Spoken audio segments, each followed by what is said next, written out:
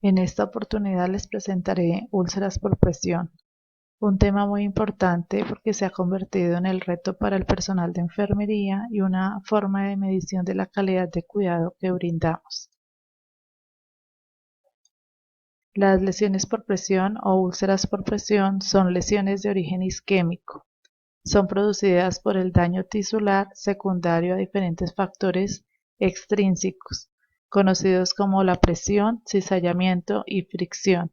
Estos tres factores son los causantes de un bloqueo en la circulación y que terminan siendo el origen de las lesiones, como lo veremos en fisiopatología.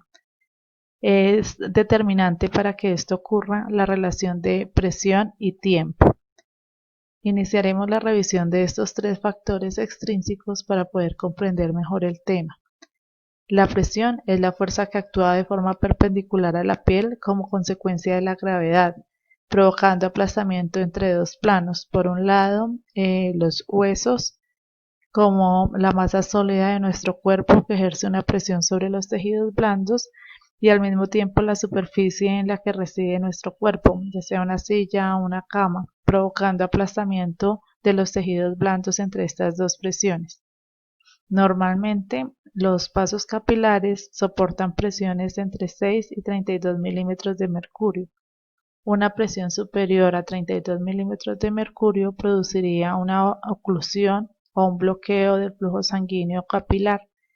Este bloqueo produce hipoxia en los tejidos y si no se alivia de forma rápida, si el daño se perpetúa, terminará generando necrosis en los tejidos.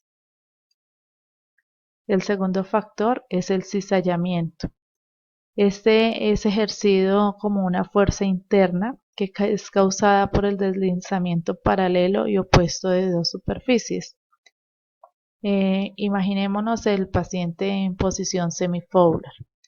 Por un lado, sus huesos están tratando de sostener el cuerpo y se dirigen por acción también de la gravedad hacia abajo. Pero por otro lado, los tejidos blandos están tratando de mantenerse hacia arriba. O lo que es peor, cuando ejercemos un movimiento del paciente en cama y en vez de levantarlo, lo arrastramos, estaremos adicionando también la posibilidad de hacer cizallamiento en sus vasos sanguíneos. El resultado de ese cizallamiento es la torsión de los vasos que generará que estos se desgarren y que también adicionen probablemente bloqueos en la circulación. Esta torsión y desgarro de los vasos sanguíneos termina provocando también isquemia de los tejidos y subsecuentemente la necrosis tisular. Un tercer factor extrínseco es la fricción. Esta es la fuerza tangencial que actúa paralelamente a la piel. Toda superficie, por más suave que sea, está generando un roce sobre la piel y este roce se aumenta por movimientos como el arrastre, lo que ocasiona también mayor descamación de la piel. Esto no genera cambios en los vasos sanguíneos, pero sí aumenta la fragilidad del tejido blando. Entonces, como teníamos por la presión y el cizallamiento, unos tejidos que estaban ya susceptibles por hipoxia generada por una isquemia local, que habían generado una isquemia local y ahora una superficie que está erosionada, terminarán generando estos tres factores, las úlceras por presión. La fisiopatología radica en la combinación de estos tres factores.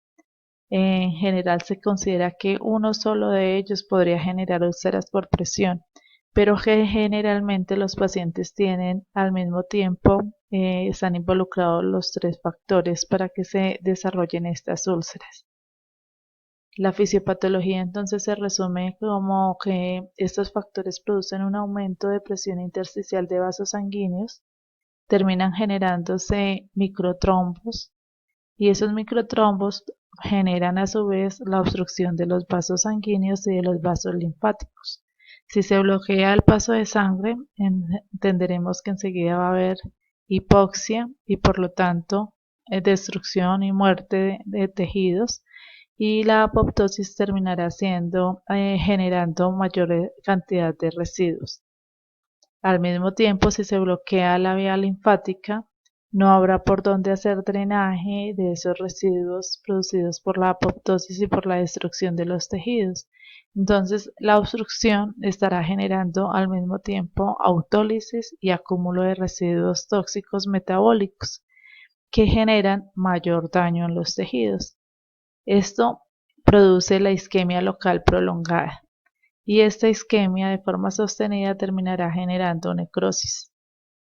Y la necrosis se hace evidente a través de la ulceración de los tejidos blandos. Por eso es muy necesario tener en cuenta que cuando vemos la úlcera por presión, en su interior ya han ocurrido todos estos cambios. Por lo tanto, la acción tiene que ser dirigida no solamente a la recuperación de esta úlcera, sino a que podamos subsanar, quitar, eliminar los factores de riesgo que están llevando a que el paciente genere esos microtómbolos y que mejoremos al mismo tiempo también la isquemia local. Las úlceras por presión se clasifican por estadios.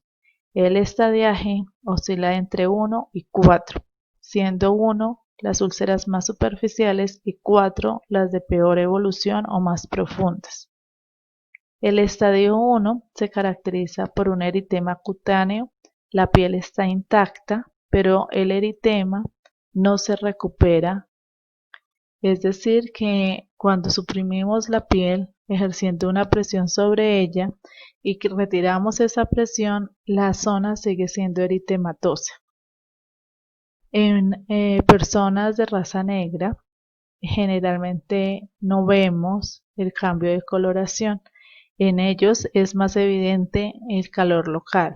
Entonces es necesario hacer palpación para identificar si hay cambios de temperatura.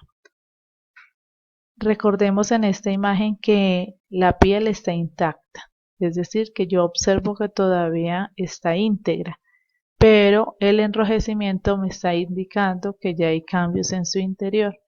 El encontrar una zona de eritema cutáneo que no mejora indica entonces que es una úlcera por presión estadio 1 y necesita cuidado.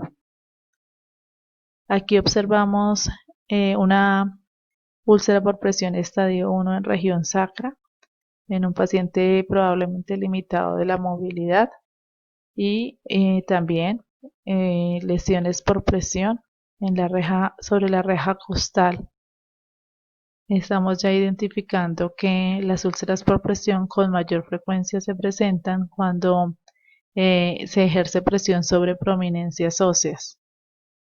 El deterioro también puede ser evidente en otras zonas del cuerpo, pero esto es más frecuente sobre las prominencias. Las úlceras por estadio 2 se caracterizan por una pérdida parcial del grosor de la piel. Esto significa que ya la piel está afectada. Entonces encontramos que hay deterioro de la epidermis y la dermis, por sí solas o ambas. La presentación usual es una úlcera superficial. Puede tener el aspecto de abrasión o puede tener el aspecto de una ampolla, cuyo contenido puede ser de líquido seroso o serosanguíneo. En este caso, en esta imagen, observamos que hubo una úlcera, pero que hubo una vesícula o ampolla, pero que esta ya sufrió abrasión. Por lo tanto, esta se caracteriza como un cráter superficial. Vemos que solamente está afectando la epidermis y la dermis, por lo tanto es una úlcera en estadio 2. Estas son fotografías de úlceras en estadio 2. En región sacrococcígea identificamos una zona amplia de cambio de coloración. Hay señales de que la piel ha estado sometida recientemente a presión y adicionalmente encontramos ya varias ampollas con contenido líquido, que son las que nos están indicando que esa zona ya está en estadio 2. En la otra foto observamos una úlcera por presión en región sacra. En ese momento, en estadio 2, también aquí ya se observa totalmente eliminada la epidermis y la dermis, pero no hay mayor profundidad. Por tanto, también es una úlcera en estadio 2. El estadio 3 es la pérdida total del grosor de la piel. En este hay lesión y necrosis del tejido celular subcutáneo. Puede extenderse hacia abajo, es decir, atravesar totalmente el tejido celular subcutáneo, pero no atraviesa la fascia subyacente. Esa fascia es una membrana transparente que suele recubrir a los músculos. En este caso, observamos una úlcera por presión de forma muy circular, con bordes muy definidos. Observamos que se ha destruido totalmente el tejido celular subcutáneo, pero que el músculo aún se encuentra intacto. Superficialmente se ve que aún está intacta la fascia. Esta es una úlcera en estadio 3. Igualmente, similares características, bordes definidos, gruesos, como veremos más adelante, separados del fondo. Aún se observa la membrana que divide el músculo, por lo tanto la clasificamos como úlcera estadio 3. El estadio 4 es la pérdida total del grosor de la piel. Aquí se presenta destrucción extensa con necrosis de diferentes tejidos, como el músculo, el hueso, las estructuras de sostén como el tendón, la cápsula articular y demás tejidos que se encuentren sometidos a la misma presión.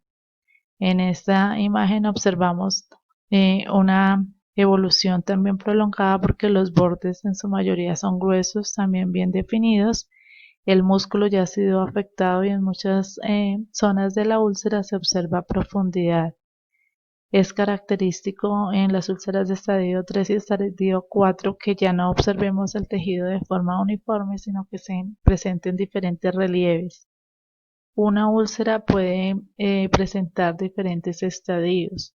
Usted la debe definir o clasificar en el estadio en el que se encuentre la mayor profundidad. Por ejemplo, aquí en la úlcera por presión, es una úlcera por presión trocantérica de estadio 4. Observamos que hay algunas zonas que están más superficiales y otras más profundas, pero como la mayor clasificación de esa úlcera es en estadio 4 porque ya atraviesa el músculo, decimos que esta úlcera está en estadio 4. Observamos que hay una zona que llamaremos anfractuosa, que es como una caverna que muestra que hay mayor profundidad.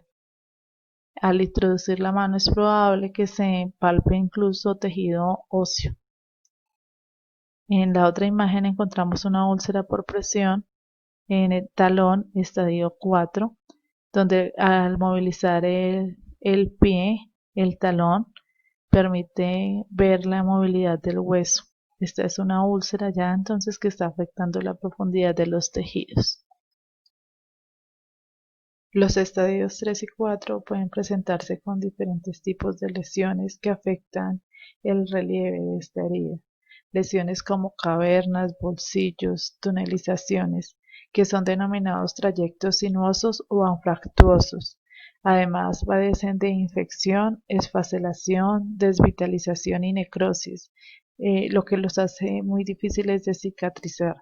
En esta imagen observamos un tejido caracterizado por la anfractuosidad. En esta zona se observa a gran profundidad el desprendimiento del tejido, que es lo que solemos llamar como caverna o bolsillo. El nombre semiológico que se le debe dar es de trayecto sinuoso o anfractuoso.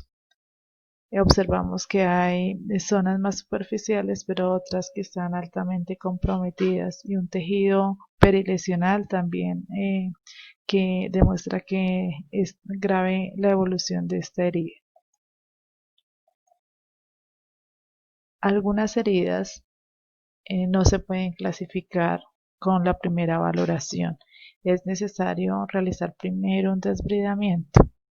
para poder determinar realmente en qué profundidad está el daño de esa úlcera. A estas úlceras las denominaremos inclasificables cuando la profundidad es desconocida. Después de que se realice el desbridamiento, se realizará la clasificación para ubicar específicamente cuál es el daño. Aquí observamos otra herida inclasificable. Además, las malas condiciones en las que se encuentran con abundante exudado y aún es evidente que las úlceras siguen en constante presión porque se identifica la huella de esa presión sobre los tejidos. Los factores de riesgo son muchos. En esta presentación trataremos de enunciar los más frecuentes. La mayoría de los pacientes que sufren úlceras por presión están acompañados de deficiencia motora, sensorial o alteraciones de la conciencia. Estos tres factores se convierten como en los principales. Adicionales, encontramos la deficiencia nutricional. Pacientes muy delgados probablemente tengan una evolución más rápida hacia las úlceras por presión, pero por acá también observamos la obesidad porque el exceso de peso sobre los tejidos también los puede lesionar. El dolor porque termina siendo una modificación de la movilidad. Generalmente una persona con un dolor intenso prefiere quedarse en una sola posición y eso termina generando la lesión por presión. La piel seca o descamativa, disminución de la perfusión tisular de cualquier origen, puede ser respiratorio o sanguíneo, trastornos inmunológicos, incontinencia urinaria o fecal, exudado y diaforesis. Estos tres últimos porque la humedad aumenta también el deterioro de la piel, y el trastorno inmunológico porque se ha revisado de que al estar debilitado el sistema inmunológico más rápido se generan procesos inflamatorios y reactivos. El aumento de la temperatura igualmente porque se pueden necesitar tratamientos donde se ponga humedad al cuerpo y eso favorece también el deterioro de la piel, la obesidad y el edema. Algunos factores de riesgo están derivados del tratamiento que impone el mismo equipo de salud, como la restricción de movimientos, por ejemplo, en un paciente que está entubado, en un paciente que está en posoperatorio después de una neurocirugía donde es necesario que se mantenga en una sola posición. En aquellos pacientes en los que se necesitan medicamentos como inmunosupresores, anestésicos, vasopresores, porque también aumentan el riesgo de lesión. La utilización de equipos médico-quirúrgicos que son rígidos y se mantienen sobre el tejido en una sola posición, como las cánulas de oxígeno, las sondas urinarias, los sistemas de polea que se utilizan en pacientes de ortopedia, colectores o sistemas de drenaje y sus fijaciones que no se cambien. En general, todos los tratamientos se pueden realizar. Lo que necesitamos es poder prevenir las lesiones por presión. Otro punto adicional en el tratamiento es las arrugas en la ropa de cama y los objetos de roce. Los pacientes habitualmente van a estar sobre la cama hospitalaria, entonces necesitamos adecuar este espacio para limitar la posibilidad de úlceras. El primer ejercicio que realizamos es clasificar el riesgo de formación de úlceras que tienen nuestros pacientes. Existen diferentes escalas. En la actualidad las más utilizadas son la escala de Braden y de Norton. Es probable que ustedes encuentren otras en el área laboral. La escala de Braden consiste en una serie de aspectos de valoración que requieren el análisis de cada uno a partir de lo que se observa en el paciente. La clasificación va a ir en puntajes desde 1, el estado más deteriorado del paciente, hasta 4, la máxima calificación que ubica al paciente en un estado de normalidad. Se evalúa la percepción sensorial. Esta tiene que ver con la respuesta a los estímulos que realiza el paciente. En este caso, 1 es completamente limitado en un paciente que probablemente esté en coma o en estupor, no responde a los estímulos. 2, muy limitado, como un paciente que esté en una somnolencia profunda. 3, ligeramente limitado, un paciente que esté confuso o en una somnolencia superficial, que probablemente esté apático. Y 4, el paciente que está alerta y es capaz de responder a los diferentes estímulos.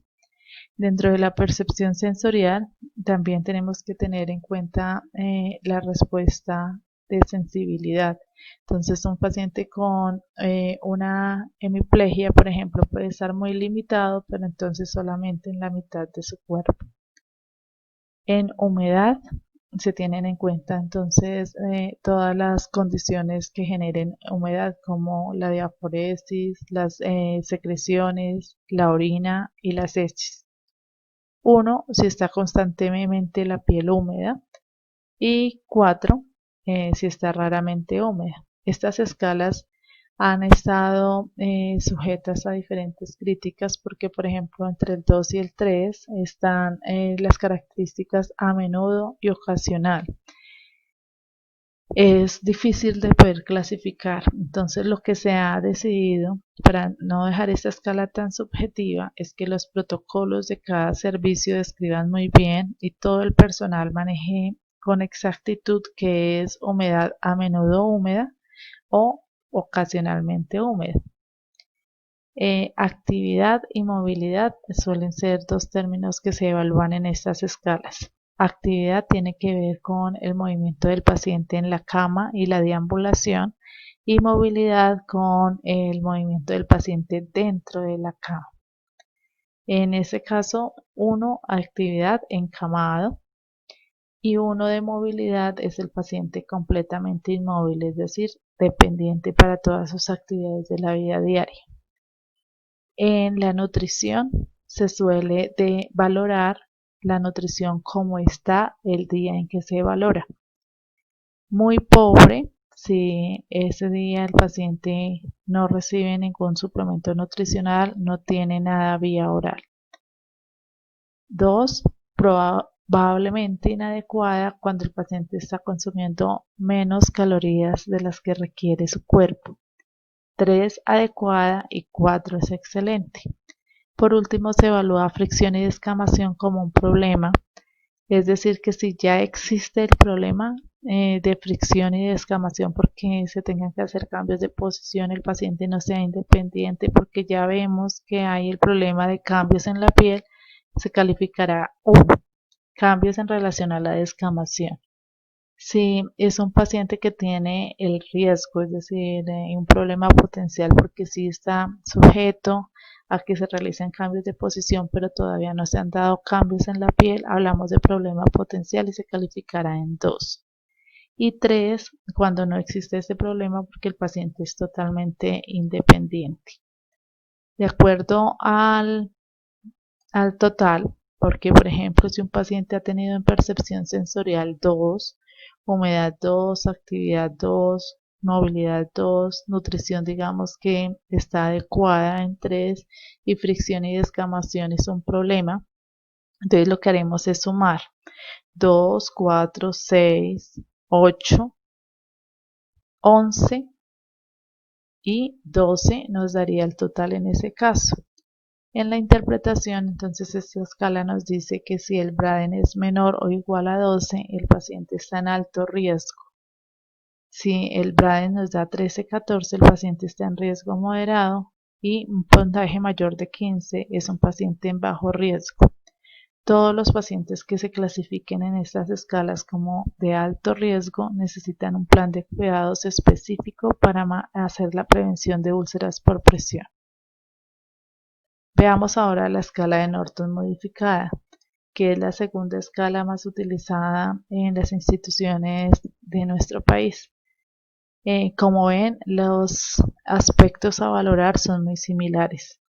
Aquí se habla de estado físico general, estado mental, movilidad, actividad, incontinencia.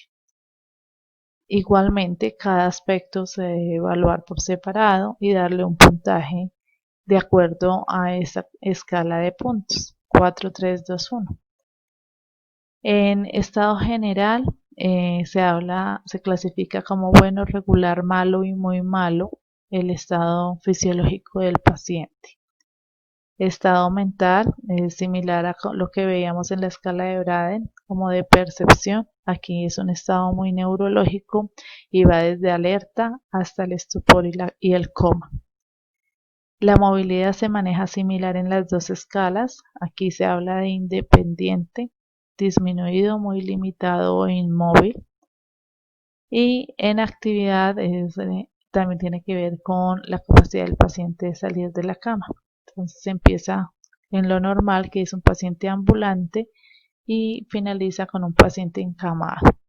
Lógicamente vamos viendo entonces similitud en los últimos puntajes. En la incontinencia se califica 4 si es ninguna, 3 si hay pérdidas ocasionales, 2 si el paciente persiste una incontinencia urinaria o fecal, y 1 si el paciente presenta ambas, incontinencia urinaria y fecal. Igual que en la anterior escala, evaluamos al paciente y de acuerdo a sus totales tendremos que clasificar el riesgo. Un paciente con un puntaje de 5 a 9 es un paciente con riesgo muy alto, es decir, aquí hablaremos de un puntaje inferior a 9, es un paciente con riesgo muy alto. Y un paciente inferior a 12 es un paciente con riesgo alto, es decir, que aquí también los pacientes con riesgo inferior a 12 son los pacientes que obligatoriamente necesitan plan de cuidados para hacer la prevención de úlceras por presión. De 13 a 14 riesgo medio y mayor de 14 es un paciente que tiene riesgo mínimo o incluso no tiene riesgo de presentar lesiones por presión. En una actividad adjunta encontrará un caso para practicar la aplicación de estas escalas. Veamos ahora los cuidados de enfermería. Estos los presentaré por las diferentes etapas. Entonces, para prevención, el diagnóstico de enfermería adecuado a aplicar en esta situación es riesgo de úlcera por presión. Un ejemplo relacionado con es inmovilidad, piel seca y humedad constante. El NOC más acertado para este tipo de situaciones es integridad tisular de piel y membranas mucosas. Para esta sección de cuidados revisaremos lo que dice la guía técnica de buenas prácticas para la seguridad del paciente en la atención de salud en el módulo de prevención de úlceras por presión y los NIC que recomienda desde luego nuestra clasificación de enfermería. La primera actividad que se debe hacer es la identificación del riesgo. Para esto aplicaremos el NIC de vigilancia de la piel.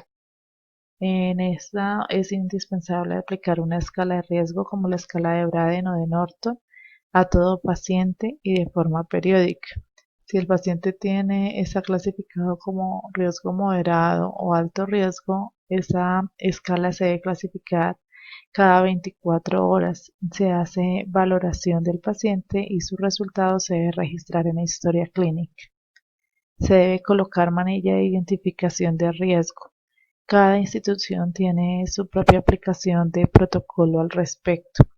Utilizando una imagen que encontré en internet, esta institución, por ejemplo, utiliza la manilla de color gris para identificar a sus pacientes con riesgo de sufrir úlceras por presión. Es indispensable que cada uno de nosotros cuando llegue a una institución, ya sea práctica o trabajo, identifiquemos cómo están rotulando a los pacientes, si utilizan algún sistema de manilla o de identificación para los pacientes que tienen alto riesgo de formación de úlceras. Estos pacientes además necesitan un plan de intervención individualizado, dirigido a cómo hacer el cambio de posición, cómo se cambiará los diferentes sistemas de posición, si requiere asistencia para las actividades de la vida diaria, cómo se controlará la humedad en su piel y demás. Se necesita integrar en ese plan de cuidados al equipo interdisciplinario, incluir también a la familia y si es posible al paciente si tiene algún grado de autonomía. y se deben aplicar los protocolos específicos e institucionales para que se puedan prevenir estas úlceras. Un segundo grupo de actividades son los dirigidos a los cuidados de la piel. Aquí seguimos utilizando el NIC de vigilancia de la piel, que propone realizar valoración de las zonas de presión en cada cambio de posición. El objetivo es identificar las zonas de piel que tienen eritema que no mejora. Esta valoración debe reportarse también en la historia clínica. También es necesario aplicar el NIC de ayuda al autocuidado, baño e higiene, con actividades como mantener la piel limpia y sin humedad. Se recomienda realizar baño diario. La evidencia científica nos recomienda el baño seco y no el baño donde la piel quede húmeda. El baño seco es el que se realiza con toallas como las que observamos en la imagen. Se debe cambiar el pañal cada 3 horas o cada vez que se requiera de acuerdo a la eliminación del paciente. Se debe limpiar la piel con agua, con pañitos húmedos sin alcohol. Adicionalmente, no debemos utilizar jabones fuertes. Se debe preferir el jabón tipo pH neutro y no se deben hacer movimientos de fricción. El jabón debe idealmente aplicarse de forma líquida o si se hace con un pañito debe también estar muy bien humedecido para evitar la fricción sobre la piel. No se debe secar por flotación y se deben emplear estoques para poder eliminar la humedad de la piel. Otro cuidado tiene que ver con el NIC cuidados de la piel, tratamiento tópico. Estos van más dirigidos a las zonas específicas de riesgo e incluye no masajear las prominencias óseas. Es diferente humectar la piel a masajear. Las prominencias óseas no se deben masajear porque esto incrementa la fricción. Se deben aplicar emolientes con suavidad. No utilizar lociones porque estas aumentan la humedad. No se deben aplicar cremas difíciles de retirar porque entonces durante el baño tendríamos que hacer más fricción para poderlas eliminar. No aplicar en la zona que quedará sometida a presión. ¿Qué es lo que realizamos? Cuando se hace el cambio de presión, el cambio de posición, perdón, la zona de presión que estaba sometida a presión, a esa zona le podemos hacer la humectación de la piel y un suave masaje, a menos de que sea una prominencia ósea.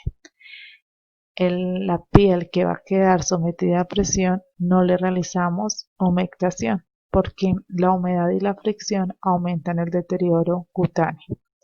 Se deben aplicar además películas transparentes o apósitos como el que observamos en la imagen, que se ve un apósito hidrocelular en las zonas que consideremos necesarias.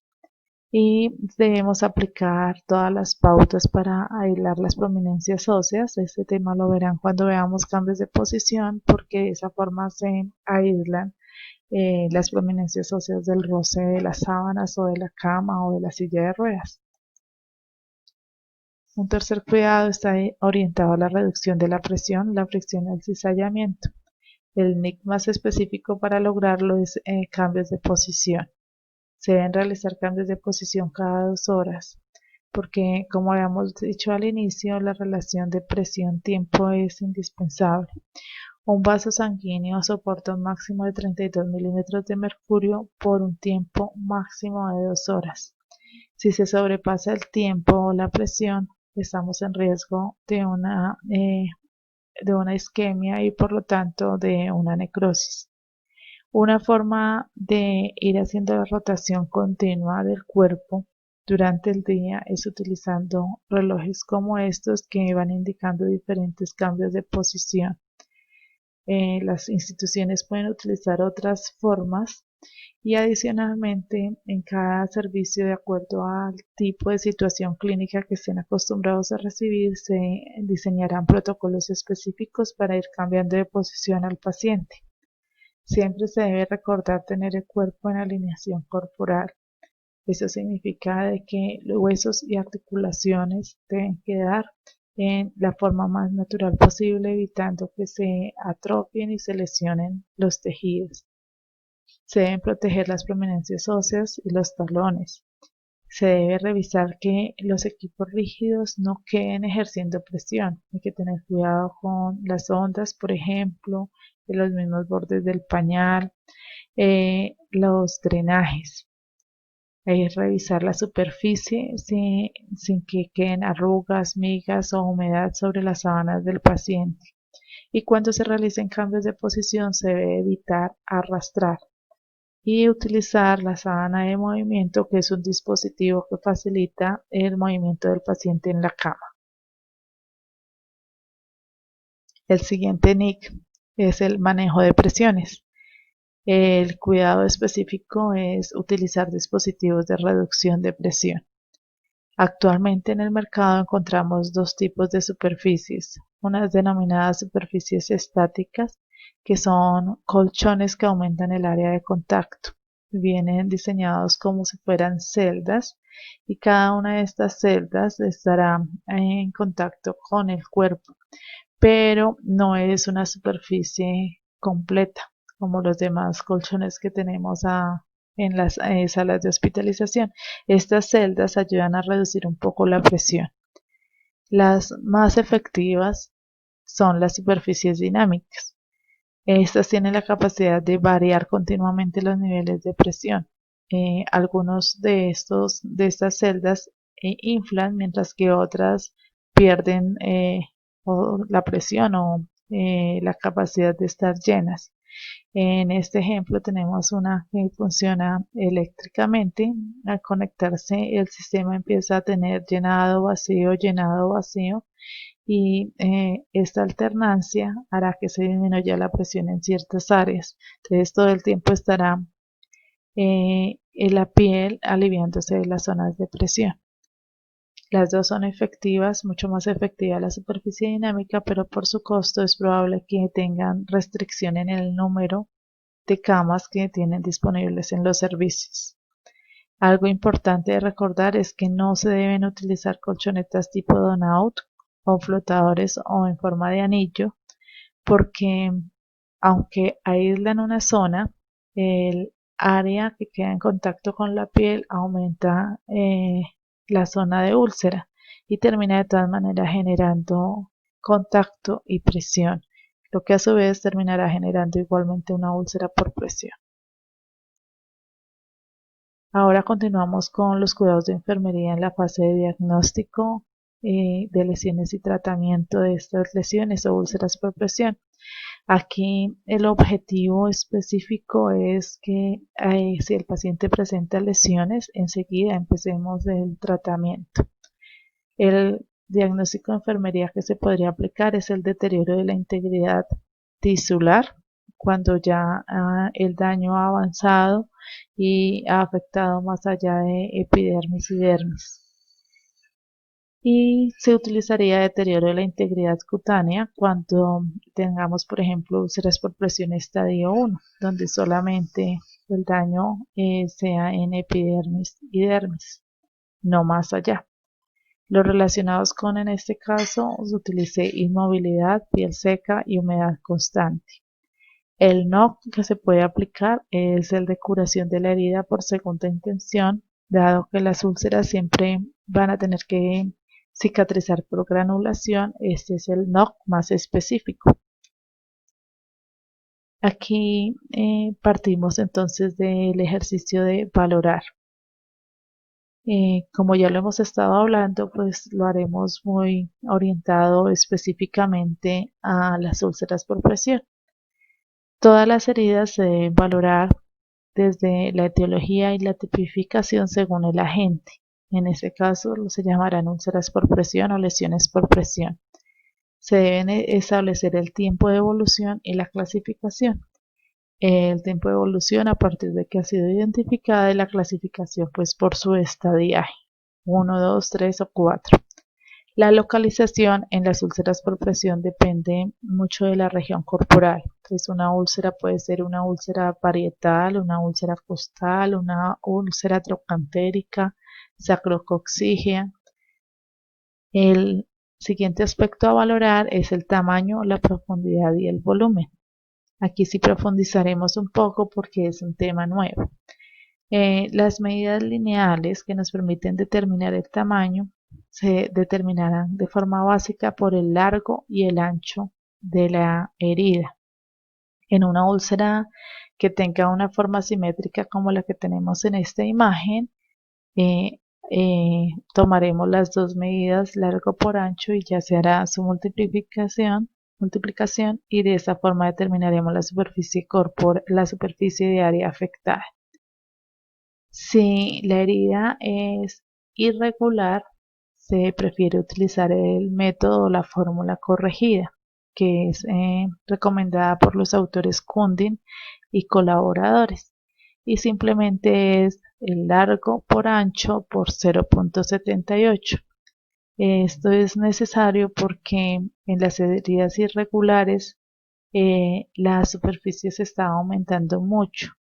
Es una forma de corregirla y dejarla más exacta es haciendo esta multiplicación. Esta 0.78 ya fue analizado por diferentes investigaciones y ayuda a dar un dato más exacto. Para medir una herida hay diferentes formas. Una y la más utilizada es la regla graduada. Algunos de los empaques de los apósitos, algunos tipos de gasas suelen traer una escala en el empaque. Esa escala puede ser utilizada y a partir de allí podemos hacer una medición. Otros vienen también para adherir a los escobillones y de esta forma poder hacer la medida. Otras formas incluyen que podamos también utilizar el solo escobillón y luego hacer el paso de este sobre una escala para poder también hacer el cálculo. Cuando hacemos la medición, no siempre son de la misma forma las líneas. En este caso tenemos una úlcera por presión que por su forma hace que tengamos que ubicar de forma diferente las líneas de largo por ancho. Esa es la forma ideal donde ubiquemos el largo más largo de esa herida y el ancho más ancho de la herida. En este caso, para determinar la superficie, lo estaría multiplicando por 0.78 porque es una herida de forma irregular. Cuando la herida presenta trayectos sinuosos o anfractuosidad, como veíamos como en forma de bolsillo, es necesario que tomamos la medida hasta el interior de este.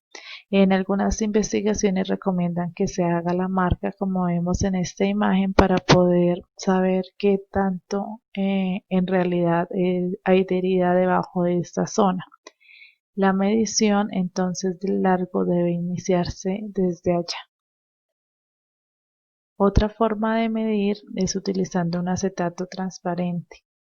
Usualmente y de forma muy recursiva lo que hacemos es utilizar el Biaflex de las bolsas de los líquidos endovenosos.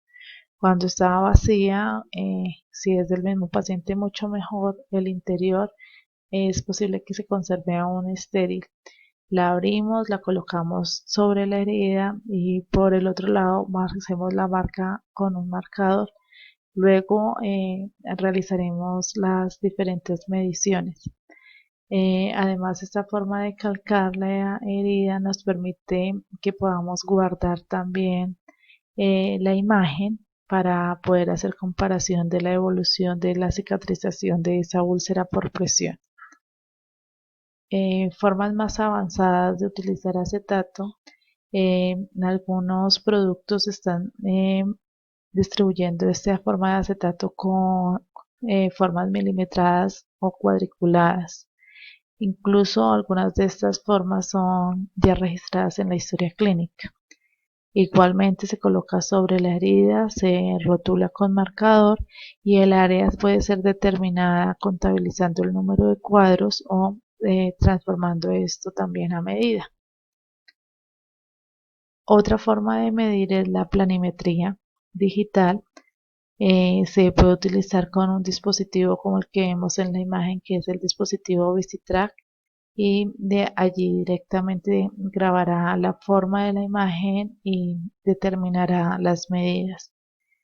Otras formas eh, utilizan la planimetría a partir del acetato, y también hay formas como ELCOS o Wondon Matrix que utiliza las fotografías. En esta imagen vemos que un acetato especialmente diseñado para planimetría, en las imágenes, sobre todo en la imagen 2, se coloca sobre la herida y luego a partir de este se lleva entonces al aparato que analizará la planimetría de forma digital. Pero exactamente igual se coloca sobre la herida una hoja milimetrada, y lo que han hecho, por ejemplo, en esta investigación es comparar la primera forma de evaluación que se hizo el 5 de septiembre del 2017 y luego el 14 de ese mismo mes, cómo se ve que la forma ha ido reduciendo, y son los objetivos de hacer esas mediciones tan gráficas. En la planimetría digital, a partir de fotografías, lo que hacen las apps específicamente, además de llevar un control de la forma de la herida, es poder clasificar los tejidos. En la app de Elcos, que es una de las apps, creo que es la única en este momento en idioma español, eh, utiliza la clasificación con los colores rojos para la granulación, el amarillo los esfacelos y el negro el tejido necrótico. El COS permite que se ingresen los datos del paciente, y si el paciente tiene varias heridas, las clasificará por casos. Entonces, por ejemplo, paciente 1, caso 2. De cada caso, o sea, de cada herida, permite tomar el seguimiento de diferentes fotos hasta que consideremos que ya el caso está cerrado. Necesita el ingreso de información desde los datos de identificación del paciente y diferente información que requiere la app para poder establecer el tipo de herida, y porque favorece el seguimiento y la evolución de la úlcera como tal. Eh, Mide la distancia, o sea, la fotografía depende de lo que localice, en la distancia en que se localice, pide ingresar datos sobre la medición de la herida, como lo estamos viendo en la imagen. Luego de ingresar toda esa información, lo que va a hacer es transformar esa imagen a los códigos de color rojo, amarillo, negro, y también da un porcentaje. Esta imagen es guardada y es la que servirá de evolución para poder evaluar la calidad de cuidados que recibe el paciente. Otras formas de valoración incluirán la valoración de profundidad y volumen. En cuanto a profundidad, es necesario evaluarlo ya sea por forma cuantitativa o cualitativa.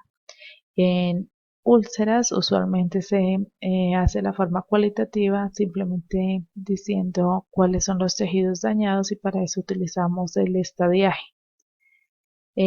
Adicionalmente se describe lo que observamos en la herida, porque de esta forma se está haciendo el análisis de qué tejidos son los afectados, y de acuerdo a los tejidos pues clasificamos su profundidad.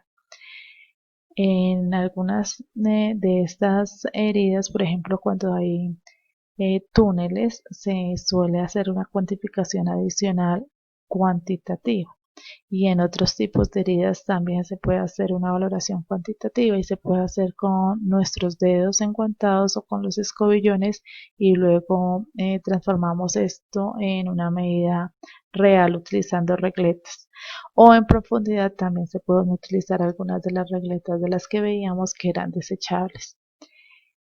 En cuanto al volumen, la valoración se hace a partir de medidas. igual como habíamos visto anteriormente, entonces el largo por ancho por la profundidad en centímetros y el resultado es en centímetros cúbicos. En cuanto al volumen, en el área clínica no se utiliza mucho, la mayor parte de evolución de las heridas llega hasta la descripción de la profundidad por el método cualitativo y la determinación de la superficie afectada.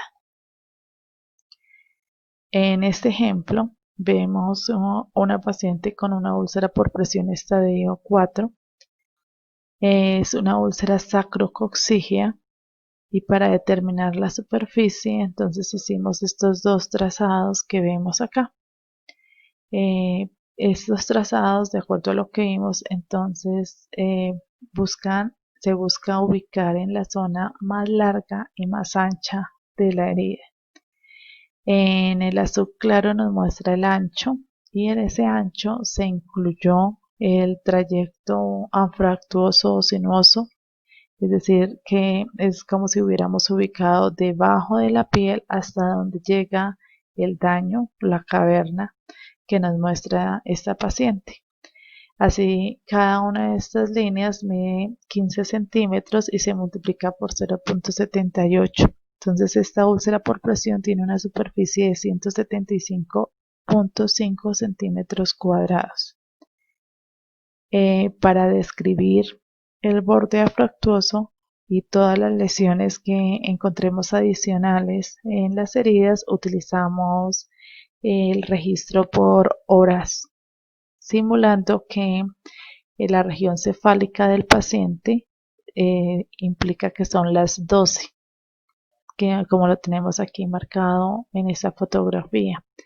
Hacia la zona inferior o caudal del paciente son las 6 y de esa forma entonces, por ejemplo, en esta imagen estaríamos diciendo que el borde anfractuoso está empezando a las 11 y se extiende hasta las 2 y que la profundidad de ese borde anfractuoso es de 4 centímetros de profundidad.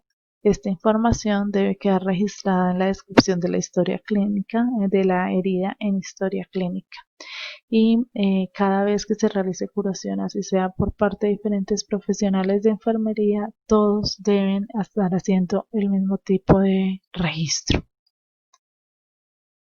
Después continuaremos con lo que ya vimos, la valoración del proceso de cicatrización, determinando la fase de cicatrización en la que se encuentra el paciente, su intención de cierre y los factores afectantes que están involucrados en el proceso de cicatrización de la herida de este paciente. Luego aplicaremos el método TIME. Determinaremos si el tejido es viable o no viable, si hay necrosis, desvitalización o un esfacelo o una escara. Y en el caso de que el tejido no sea viable, decidiremos una forma adecuada de desbridamiento. Si hay granulación, determinaremos si este es saludable o si requiere la determinación de algún método de cultivo para poder establecer si está colonizado o en colonización crítica. Adicionalmente, entonces determinaremos la escala del continuum de infección, porque como esta se clasifica como una herida crónica, siempre aplicaremos esta escala para determinar si está contaminada, colonizada, en colonización crítica o en infección, porque suponemos que siempre tiene biofilms. Además, identificaremos antecedentes, factores de riesgo. A partir de la clínica identificaremos cómo está también ese proceso y se tomarán cultivos, como lo decía anteriormente. Determinaremos también las características de los exudados, como la cantidad, cómo evacúa y si es necesario aplicar tratamiento. Y en la E determinaremos los bordes de la herida, cuáles son sus características en el momento en que estamos valorando y las características del tejido periférico. Es muy importante dedicarle tiempo a ese tejido periférico porque recuerden que desde los bordes y la periferia es que estamos asegurando la cicatrización de las úlceras y las demás tipos de heridas. Bueno, y en el caso de tener una úlcera por presión, ¿cuál es su cuidado? Aplicamos el NIC Cuidados de las úlceras por presión. A nivel local, la herida necesita una curación. Las recomendaciones básicas son utilizar irrigación con solución salina al 0.9%, ejerciendo mínima fuerza. De todas maneras, puede ser necesario el lavado con gasa impregnada en esta misma solución. No se recomienda el uso de antisépticos, a menos de que la herida esté infectada o se requiera hacer un desbridamiento de tipo cortante.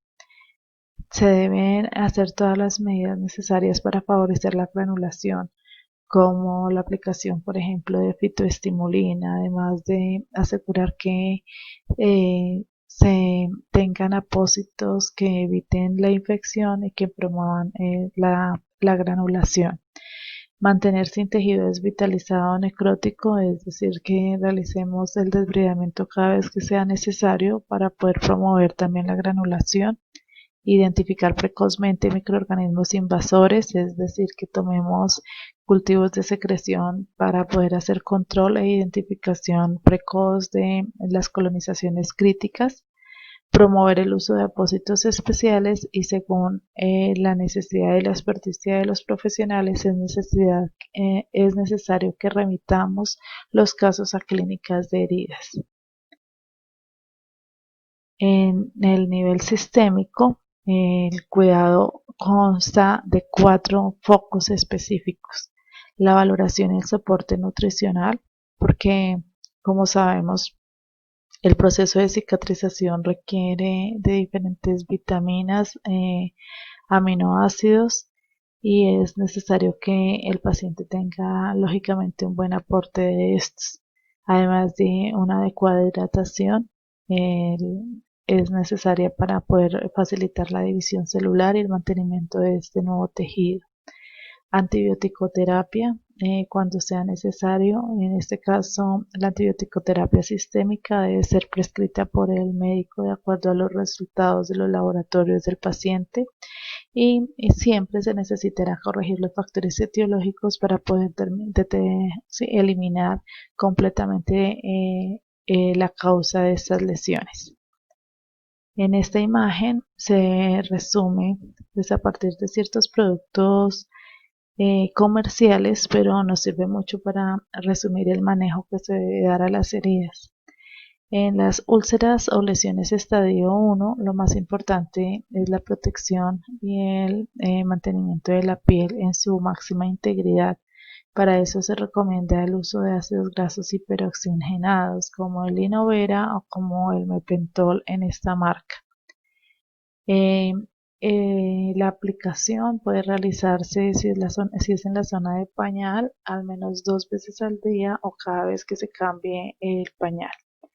En las úlceras estadio 2, el manejo específico necesita curación.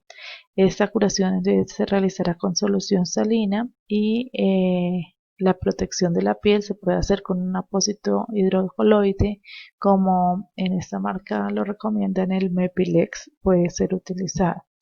Si es necesario hacer estimulación de crecimiento del tejido, se puede utilizar Prontosan o fitoestimulín.